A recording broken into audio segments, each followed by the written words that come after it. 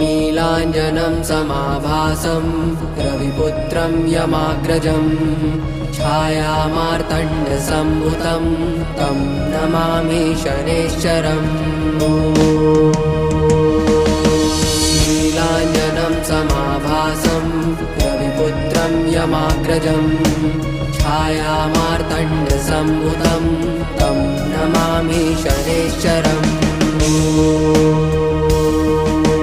नीलाञ्जनं समाभासं रविपुत्रं यमाग्रजं छायामार्तण्डसम्भुतं तं नमामि शनैश्चरम्। नीलाञ्जनं समाभासं रविपुत्रं यमाग्रजं छायामार्तण्डसम्भुतं तं नमामि शनैश्चरम्।